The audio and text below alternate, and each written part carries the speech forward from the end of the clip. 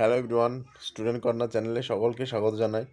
আজকে চতুর্থ শ্রেণী প্রথম পর্যায়ক্রমিক মূল্যায়ন বাংলার প্রশ্ন নিয়ে আলোচনা করব। তাই প্রশ্নটি প্রথম থেকে শেষ অবধি দেখে নাও।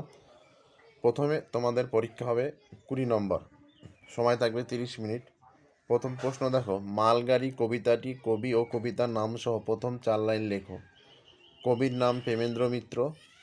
দেখো ছড়াটা, চাই না আমি তুফান কি মেল ট্রেন, মালগাড়ি হয়ে একটি শুধু যদি, ঘটর ঘটর দিন রাত্রি চলি, নেইকো তারা যেন ভাটার নদী।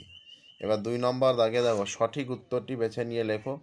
ইয়াসু ইয়াসুয়াকি পোলিওর জন্য গাছে চড়ার অসুবিধা ছিল, বিনা আগুন দিয়েই তাদের হচ্ছে সবার রাধা, হযবরল একটি বই, কর্মী হওয়ার মন্ত্র কবি পান বায়ুর কাছে।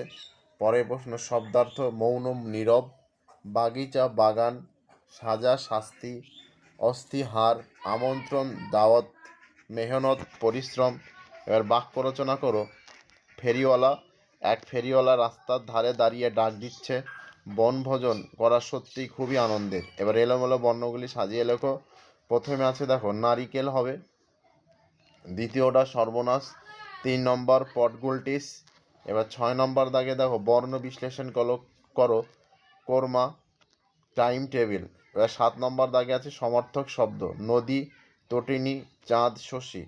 এবার 8 নম্বর দাগে নিচের প্রশ্নগুলির পূর্ণবাক্যে উত্তর দাও। প্রথম প্রশ্ন, মালগাড়ি চলাকে কবিতায় কার সঙ্গে তুলনা করা হয়েছে? মালগাড়ি চলাকে কবিতায় ভাটার নদীর সঙ্গে। লুসাই পাহাড়ে বিস্তার কতখানি জায়গা? 650-700 বর্গ কিলোমিটার। স্পর্শধ্বনি কয়টি? 25টি। দুটি অষ্টবর্ণের উদাহরণ প ফ। আজকে ভিডিও এই পর্যন্ত। ভিডিওটি ভালো লেগে থাকলে অবশ্যই লাইক কমেন্ট শেয়ার করবে। চ্যানেলে নতুন হয়ে থাকলে অবশ্যই চ্যানেলটি সাবস্ক্রাইব করবে।